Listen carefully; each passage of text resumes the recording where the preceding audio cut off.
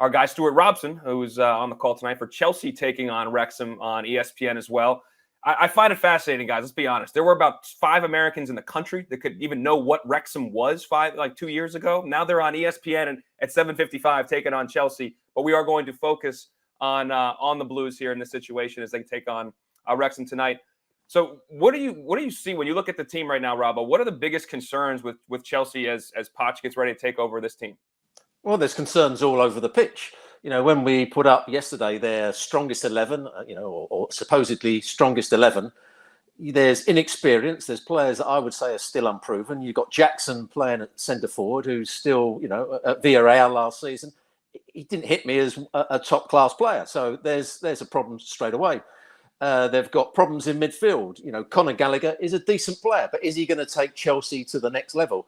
Enzo Fernandez is as a World Cup winner. He's a good player, and that's why they're looking for Caicedo, because they need more strength in that midfield area. Kovacic, I thought, was an excellent player. I'm surprised he went. And they've lost a lot of midfield players. Mason Mount, they've allowed to go to Manchester United.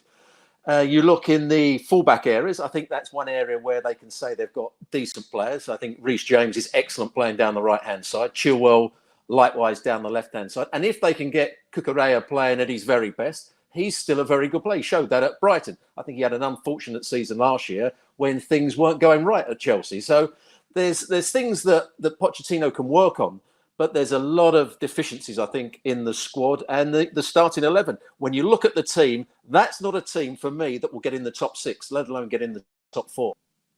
It's fascinating when you spend $600 million over a calendar year that Todd Burley did, and the whole club be in disarray, and that finished 12th. I mean, there's just so many. It's a lot of problems, to say the least. And you outlined many of them right there, Robbo. Don, when you look at what you're going to see tonight when they take on Wrexham, from a system standpoint with Poch, you mentioned the outside backs, James and Chilwell. If they're in a 3-back, those guys may feature better. What do you think you're going to see from Poch, or what do you want to see from this team in their first outing tonight? I think more so. I think from Pochettino's point of view, he needs to see a team that are hungry and willing to fight. Because at one point last season, well, quite a few points last season under Frank Lampard, let's be honest, they were an absolute shambles last season. I mean, they lost nearly every single game. They couldn't score goals. They couldn't get any wins. They were devoid of any confidence. So the first thing Pochettino has to get back is the spirit inside the camp, and then his systems and his personnel will go from there. I mean, he's been dealt a body blow already with Fofana suffering an ACL injury. That's a big player to lose. Who's since he's gone to Chelsea, he's had so many injuries. And with Robbo, I was on the show with Robbo last night. We looked at their potentially strongest 11, and it looked quite weak to me. Lots of players that are unproven, lots of players that are raw. So Jackson's raw, Mudryk's still raw. Sterling hasn't hit the heights since he's been at Chelsea that he did under Guardiola at Man City. So I'm looking in the midfield area, and of course they're light. That's why they're trying to sign Caicedo. So it looks like a team to me that's had a lot of players go out the door. And some of them I didn't expect. Robbo's absolutely bang on. I mean, when you try and draw up a list at the end of last season, which players you want to keep and which players you want to move on, the last couple of players I would have thought Chelsea wanted to move on was Mason Mount and Kovacic. I mean, why they've let Kovacic go, I'll never know. So they must be trying to get Caicedo in. So I still think, to answer your question, I still think there's an awful long way for Pochettino to go to get this team anywhere close to top 4. We'll talk about some other guys we may want to try to bring here in a few minutes. If you want to watch the game tonight, you do not have ESPN, click the QR code in the bottom corner of the screen right now. That'll take you to ESPN Plus. You can get your subscription and watch the game tonight. Kicks off 7:55. With that said, let's bring in James Olley, who's down in Chapel Hill, North Carolina, and covering this Chelsea team. James, let's just kind of start and piggyback on what Don said. He said he wants to see a team that's ready to fight. What is the vibe around this group right now as they start their American tour? Well, I mean, I spoke to Pochettino yesterday, and I think he's itching to get started and really see his team on the pitch. I mean, it's as the guys have said, it's a 29-man squad he's brought out here, but there are a lot of youngsters. The squad still looks quite uneven, unbalanced, considering all the money they've spent and all the work they've done. They still don't really look like a cohesive unit yet. And I think really it's going to be experimental. I watched the training session yesterday, and they were training in a sort of 4-2-3-1, 4-3-3 shape, which would fit with what Pochettino did most successfully at Tottenham. And there are a few youngsters in the lineup. The sort of suggestion seems to be it will be a mixed bag. And obviously these pre-season friendlies are always about really getting as many minutes into as many players as possible. So I don't think we can read too much into the first 11 that he names. But I mean, I asked him yesterday about whether he knew what sort of, even just a vague idea in his mind yet about what his team will be for the first Premier League game against Liverpool. And, you know, I don't think he has a clue really yet, because he needs to get to know these players. He's only been working with them for 18 days. A lot of these players don't know each other. So there's not a sort of, you know, this is not a typical situation where a manager's walking into a settled dressing room. You think about Chelsea habitually, there have been managers who've been swallowed up by how strong the dressing room's been in the past. It's such a really strong, established, you know, dressing room. You think of, you know, the John Terry, Frank Lampard playing days era. That was such a powerful dressing room, and the manager was almost a bystander at times. It's not like that now. You know, they don't even have a captain at the moment. There's no structure there. Pochettino's got to put all this in during this pre-season. So it's a very important period for him. Robbo, they're going to take on a newly minted League Two side in Wrexham that a lot of people know and like, but they're still a League Two side in terms of budget and, you know, assumingly talent on that roster. What would your mindset be going into this game as a Chelsea player, given all the stuff we've talked about in the last year they're coming off of? What you have to do as a player and any club in pre-season, you've got to prove to the manager and a new manager coming in that you're worth your place in the side, that you have got everything it takes to be a top-class player for Chelsea. Because Pochettino, there's two ways you can come in as a manager. You come in and you say, I've got my idea of how I want to play, and I've got to mould the players into playing my system. Or you go the other way, you look at the players you've got and you say, this system will suit the players in the side at the moment. So that's what you're going to be looking at today. Is it going to be Pochettino putting out a side and a system and a philosophy that suits the players, or the players having to adapt to his philosophy and the way he wants to play the game? But whichever player goes out onto the field, they've got to prove to this new manager, you know, and the club, that they are worth their place in the team. They can carry out instructions. They have got the ability to be top-class players, because Chelsea need to be in the top four. There's no question about that. So I think this pre-season is massive for the players. It's massive for Pochettino. You know, we always say, you don't read too much into pre-season. You have to read into Chelsea's pre-season, that's for sure. Well, you say they have to be in the top four, but Don, does the expectations may be there? Does the roster match that? Like, should the expectations actually be they find themselves in the Champions League again next year?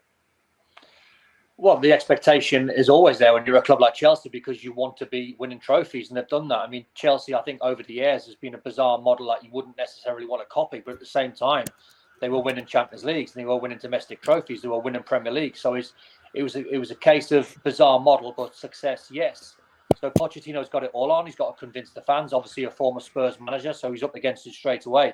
I still can't believe, and I don't know if the guys agree or disagree, but I still can't believe why Todd Boehly didn't insist on Pochettino taking the job 3 months ago while the season was still on, because that was the learning period. That was the learning period where you take the job for the last 2 months of the season and you identify which players technically you want to keep on, or technically aren't good enough you want to move on.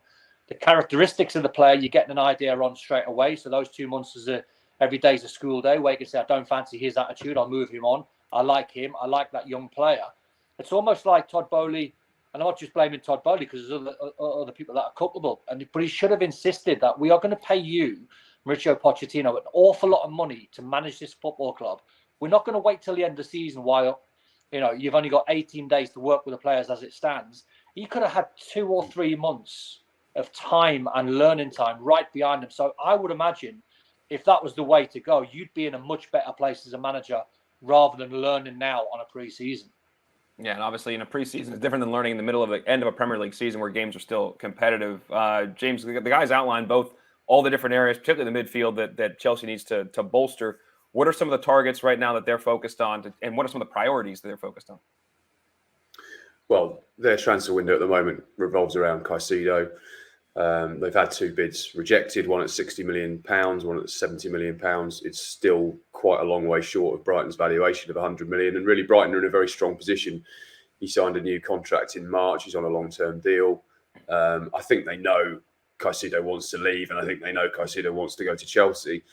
But from a contractual point of view, they are well within their rights to demand that kind of fee, and also they see the Declan Rice deal as a bit of a benchmark. Of course, Arsenal ended up paying 105 million to West Ham for him, and they see, although obviously he's done a bit less in the game than Declan Rice has, a few years younger, they see him as a similar kind of caliber of player, and are using that deal as a reference point for their negotiating position in this one. So I can't see Chelsea getting him cheap, but then again, I think they're in a position where that is a deal they have to do, as the guys have quite rightly said. They are short in central midfield.